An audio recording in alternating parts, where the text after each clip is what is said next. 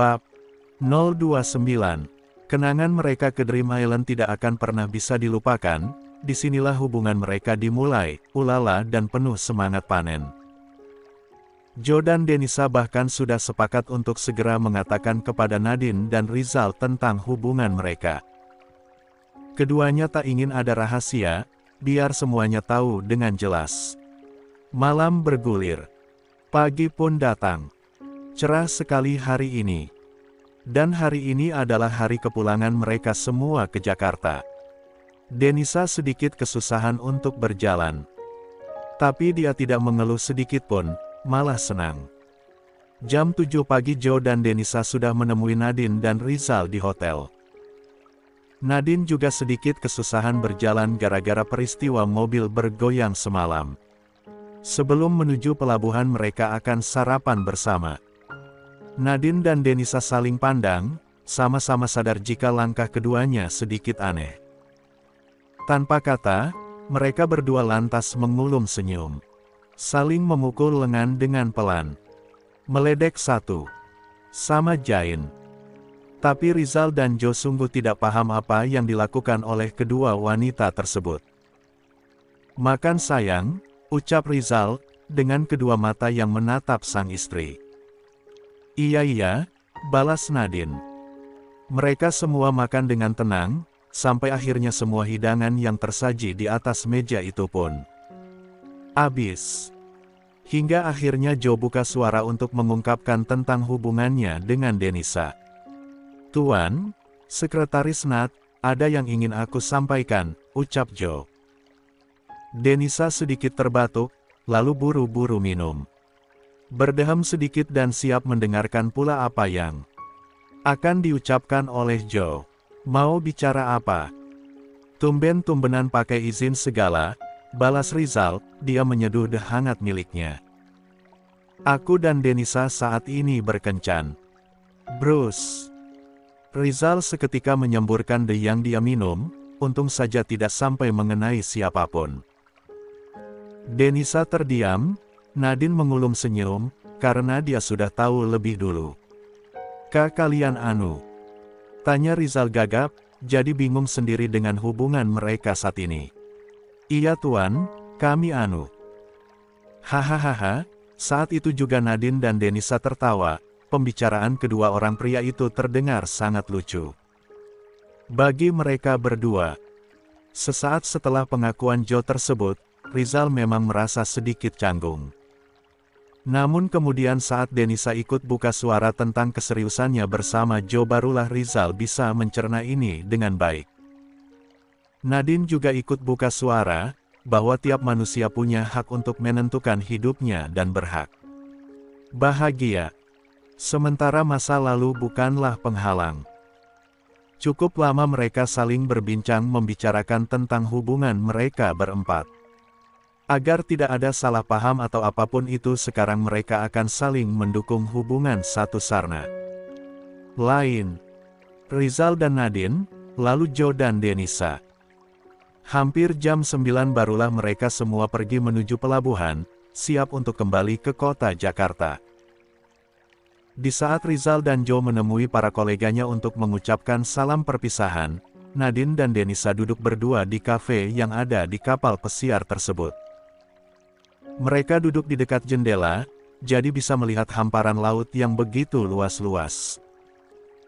Aduh, keluh Nadine, saat dia mengambil posisi duduk yang salah. Karena membuat bagian intinya jadi sedikit terasa sakit.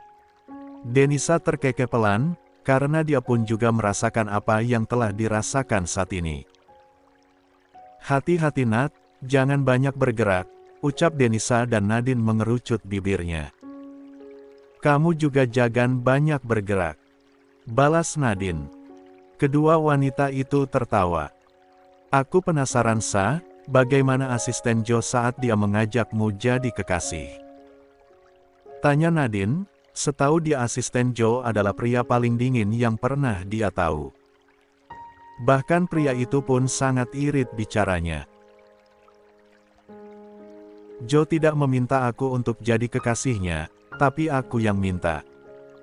Jo maunya kami langsung menikah. Nadine terkekeh pelan, benarkah? Tanyanya seolah tidak percaya. Tapi pria seperti asisten Jo memang sepertinya tidak suka yang main-main, dia langsung saja ingin menikahi kamu. Timpal Nadine lagi. Tapi aku takut Nat. Denisa mode mellow. Takut kenapa? Takut Jo akan menyesal. Sudahlah, malas aku bicara kalau kamu sedih begitu. Denisa cemberut. Apa iya di dunia ini ada seorang pria yang bersedia menerimaku apa adanya? Tanya Denisa lagi. Ada asisten Jo namanya. Nadine menyentuh tangan Denisa yang ada di atas meja. Sungguh, dia pun ingin Denisa mendapatkan kehidupan yang bahagia. Mendapatkan seorang pria yang mencintai Denisa apa adanya. Saling mencintai. Kalau asisten Jo sampai menyakiti kamu aku juga akan turun tangan, begini-begini aku bisa bela diri, ucap Nadine dengan bangganya. Membuat Denisa yang murung kini jadi tersenyum. Denisa merasa akhir-akhir ini hidupnya jadi semakin sempurna, bukan hanya mendapatkan seorang kekasih tapi dia bisa juga memiliki seorang sahabat seperti Nadine. Sebuah hubungan tulus yang tak pernah dia dapatkan sebelumnya. Selama ini Denisa dan semua orang di sekitarnya seperti hanya saling memanfaatkan satu sama lain tanpa kepedulian yang lebih. Ada hanya di saat bahagia, tapi di saat terpuruk Denisa merasa hidupnya hanya sendirian. Terima kasih Nat, ucap Denisa, dengan kedua mata yang menatap sendu. Tih kok kamu jadi melau gitu sih, geli tahu. Kesal Nadine. Denisa tertawa. Mereka berdua terus bersama sampai akhirnya Rizal dan Jo datang menghampiri, lalu berpisah karena kedua pria itu sama-sama membawa wanitanya untuk masuk ke kamar istirahat mereka masing-masing. Rizal bahkan langsung menggendong sang istri seperti pengantin baru, tak ingin Nadine kesusahan saat berjalan. Aku tambah gemuk ya mas? Tanya Nadine, akhir-akhir ini Nadine merasa berat badannya naik. Dia banyak sekali makannya. Iya, tambah berisi. Apanya? Mangkuknya. Hih. Rizal terkekeh. Dia kecup sekilas bibir istrinya. Kap. Hari berlalu. Sehabis pulang dari Dream Island, Rizal langsung sibuk dengan pekerjaannya. Bersama Jo dia membahas tentang rencana mereka mengenai pulau tersebut bersama rekan-rekannya yang lain. Nadine tetap tinggal di rumah 2 hari ini bersama Oma Zaida dan Mama Mulia. Mama Mulia memutuskan untuk terus tinggal di sini sampai renovasi rumahnya selesai. Tidak lagi menginap di hotel. Nat, Oma berencana membuat pesta meriah untuk kamu dan Rizal. Kamu maunya pesta pernikahan yang seperti apa? Tanya Oma Zaida. Sebelumnya dia pun sudah berkonsultasi dengan beberapa wedding organizer, tentang beberapa pilihan konsep pernikahan yang mewah dan megah.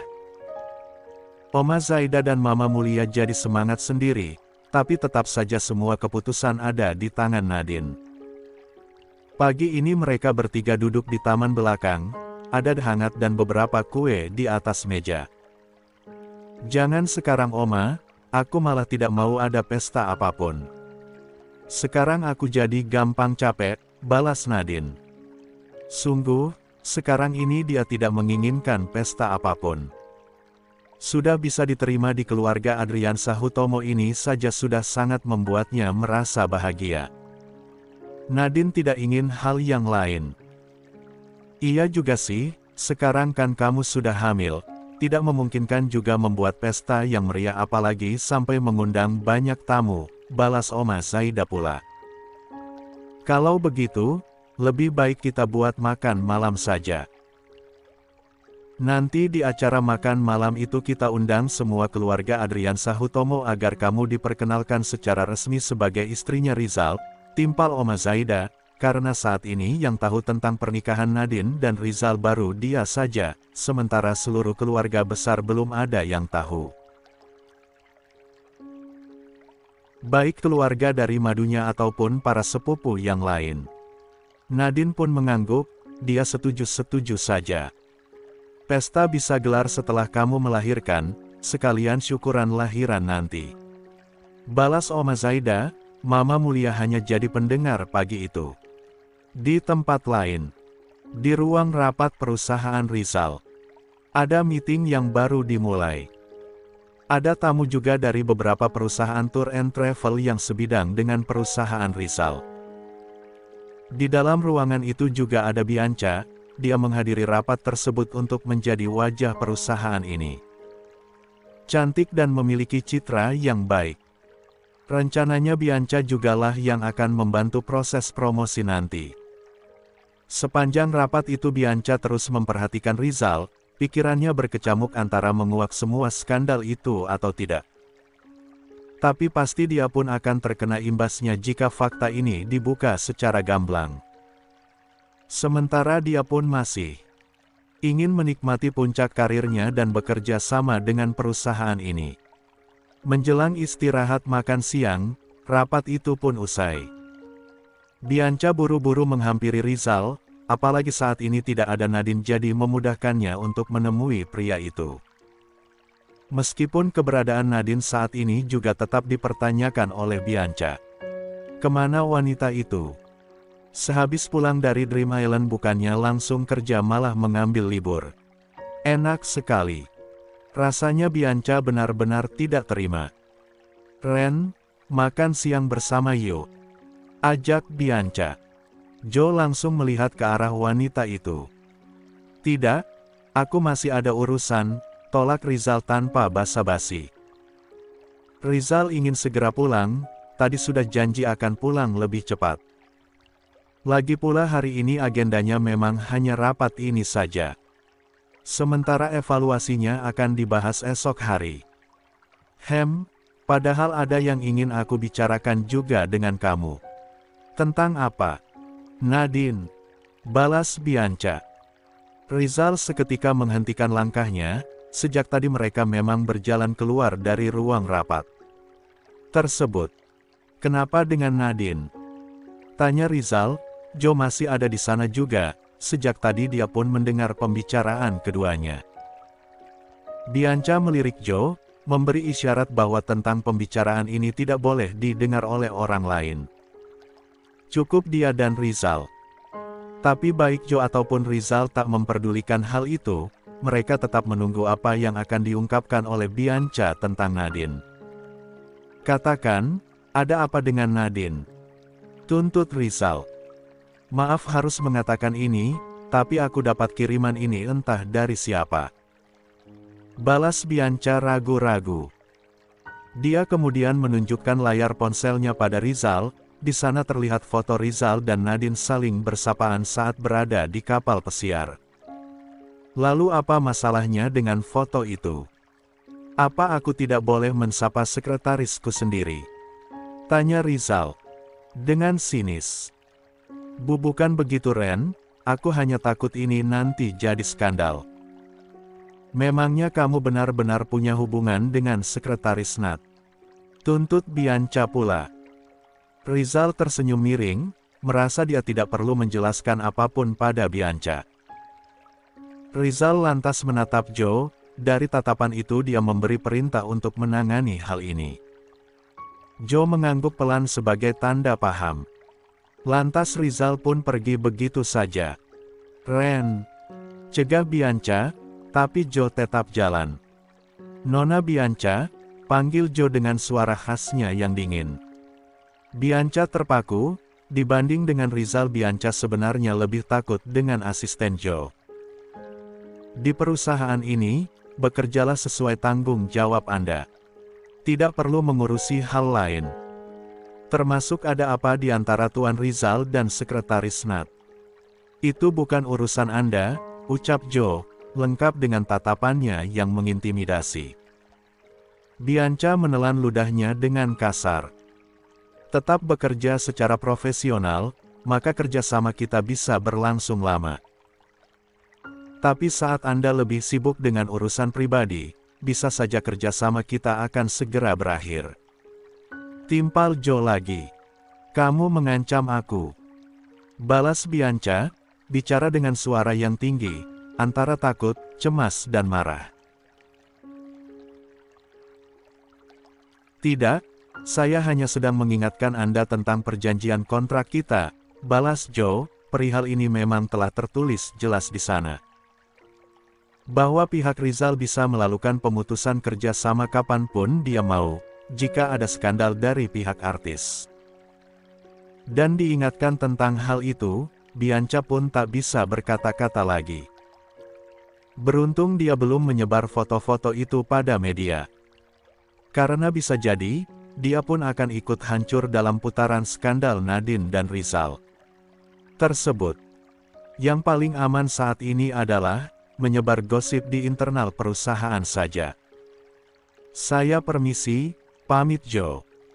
Dan Bianca hanya diam dengan kekesalan luar biasa di dalam hatinya. Lama-lama dia merasa jika Nadine memang diperlakukan spesial di perusahaan ini. Rizal dan Joe sama-sama melindungi wanita itu. Kurang ajar. Awas kamu Nat, aku akan menusukmu dari belakang. Geram Bianca, tapi tentu saja dia hanya berani mengucapkan kalimat itu di dalam hatinya. Setelah mengatasi Bianca, Joe pun segera menyusul sang tuan di ruangannya. Joe, tidak perlu mengantarku pulang. Aku akan pulang sendiri. Baik tuan. Oh ya, kamu mau ketemu Denisa kan? Nanti sekalian temui Pak Agam, serahkan laporan mentah kita, siapa tahu dia mau menambahkan beberapa hal. Pak Agam tadi tidak sempat ikut rapat, padahal termasuk dalam kelompok mereka. Baik tuan, jawab Joe lagi, patuh. Rizal dan Joe lantas pergi dari sana. Dan saat Joe hendak masuk ke dalam ruangannya sendiri, dia merasakan ponselnya bergetar. Tanda jika ada pesan masuk. Sayang, aku sudah di bawah, tunggu di ruanganmu ya, tulis Denisa dalam pesan singkatnya. Joe mengulum senyum. Amar yang melihat senyum itu matanya menyipit, menatap curiga dan ngeri sekaligus. Selama ini dia tidak pernah melihat asisten Joe tersenyum seperti itu. Sangat mencurigakan. Batin Amar. Dia bahkan sampai bergidik ngeri. Joe lalu masuk ke dalam ruangannya. Sementara Amar pun pergi dari sana untuk menghabiskan waktu istirahat siang. Amar jadi tidak lihat saat Denisa masuk ke dalam ruangan pria berwajah dingin itu. Ceklek. Denisa mengunci pintu ruangan tersebut setelah berhasil masuk. Berjalan dengan gaya nakal menghampiri sang kekasih yang sedang duduk di kursi kerja. Joe tersenyum lebar. Kekasihnya ini memang nakal sekali, tapi hanya Denisa lah yang bisa membuatnya tersenyum sebanyak ini. Kenapa pintunya dikunci? Tanya Joe, pura-pura polos, pura-pura tidak tahu apa maksud sang kekasih. Kan mau enak-enak, masa pintunya dibuka, balas Denisa, mulai manjanya, dia langsung duduk di pangkuan sang kekasih sementara Joe memundurkan kursinya agar Denisa bisa masuk. Tadi Denisa masuk tidak hanya dengan tangan kosong, dia membawa 2 kotak makanan, dia beli saat perjalanan ke sini. Untuk makan siangnya bersama sang kekasih. Padahal aku mau pergi ke apartemenmu, tapi kamu sudah tiba di sini duluan. Ya sudah, abis ini kita pulang ke apartemenku. Tapi makan dulu. Makan apa? Makan semangka. Joe terkekeh, semangka yang dimaksud Denisa jelas bukan semangka sungguhan. Itu adalah kata jain dari kedua mangkuknya. Jangan nakal, balas Joe. Kan kalau sama sayangku boleh nakal, yang nggak boleh itu nakai sama yang lain, jawab Denisa, dia juga pintar memutar balikan kata. Joe lantas memeluk pinggang Denisa dengan posesif. Bukannya aku sudah bilang, setelah pulang dari Dream Island aku tidak akan menyentuhmu lagi, sampai kita menikah, ucap Joe. Saat mengatakan kalimat itu tatapannya terlihat begitu serius. Karena memang inilah yang dia inginkan tentang hubungan mereka. Joe tidak ingin Denisa menilai bahwa dia hanya menginginkan sentuhan seperti ini. Joe tidak ingin Denisa masih merasa ragu untuk menikah dengannya nanti. Bibir Denisa seketika mengerucut ketika mendengar kalimat Joe barusan. Dia pikir pria ini sudah lupa dengan kata-katanya sendiri, tapi ternyata Joe masih saja tetap mengingatnya, bahkan kembali memperingatkan dia juga. Denisa tadi juga sudah membuka kancing bajunya sebanyak kancing, dan sekarang Joe memasangkannya lagi. "Nggak mau minum susu?" tawar Denisa. Kedua tangannya pun membelai kepala Joe dengan lembut. "Tidak. Tapi inimu sudah besar loh, ayo main sebentar." Sayang," rengek Denisa pula, padahal dia sudah membayangkan yang iya-iya, akan menikmati rasanya panen terong di kantor ini bersama sang kekasih.